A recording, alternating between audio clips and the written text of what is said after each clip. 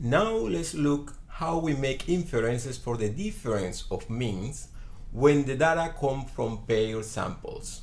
This situation happens when the same individuals are measured twice.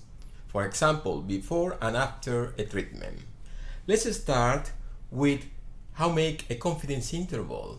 The first step is to compute the mean of the differences. That will be our point estimate.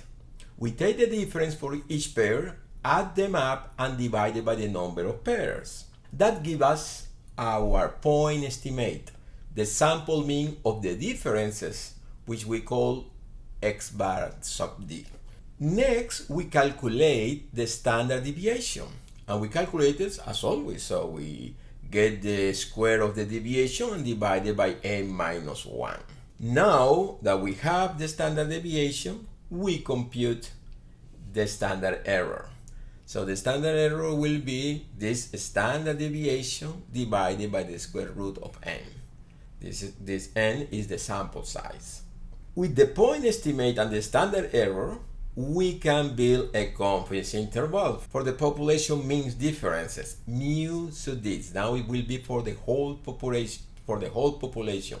This is done with the usual formula, the point estimate plus or minus t multiplied by the standard error, s sub d divided by the square root of n.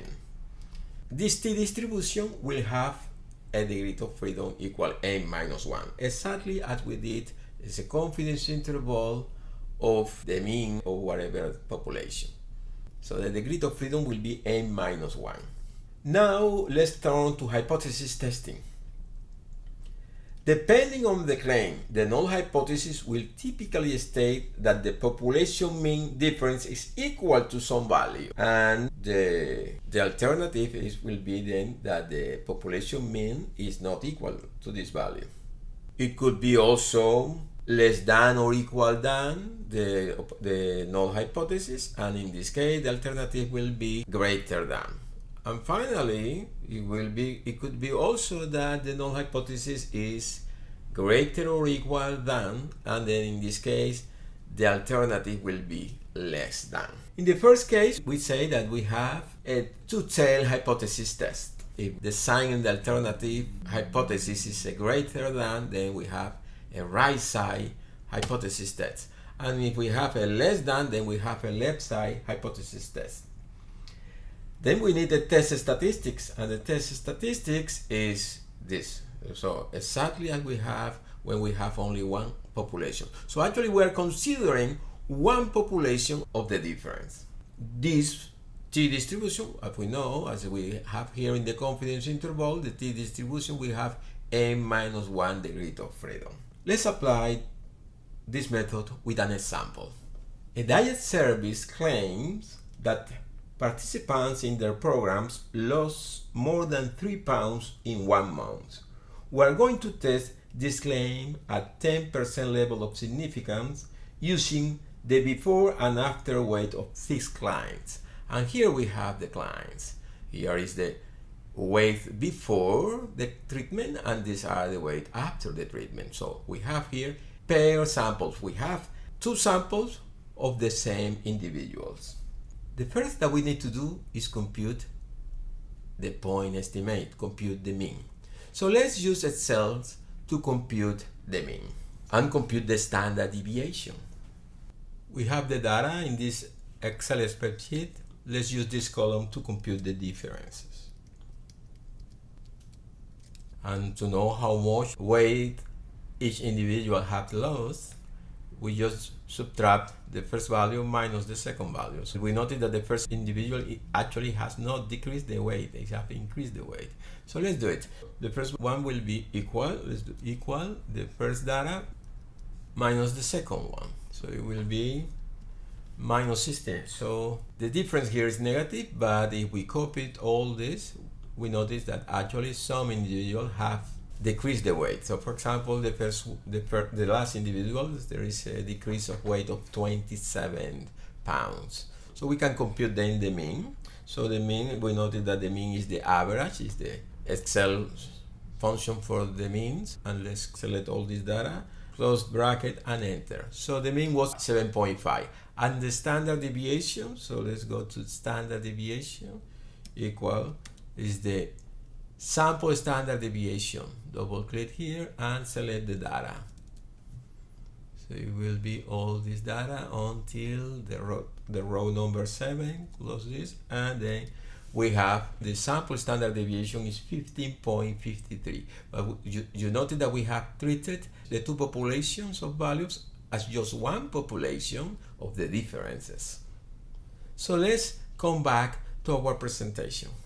So from the data we calculate the mean of the difference, that is 7.5, and we calculate the standard deviation, that is around 15.53. And obviously the number of pairs are 6, so n equals 6. Now let's set up the hypothesis. I prefer to say first what is the alternative hypothesis.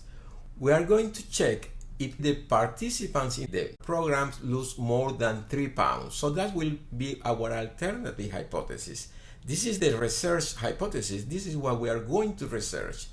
Obviously, the null hypothesis that usually we announce first, it will be that mu, the mean, is less or equal than 3. So the opposite of this, but the null hypothesis must have an equal sign. So the null hypothesis is this: the mean is less or equal than 3. Now that we have this, we can formulate the test statistic. This is the number that's going to appear here. So we are going to compute what number will be here. Test statistic with number, what number will be separating the p-value with the rest of the distribution. And the p-value appears here in white. This is the p-value.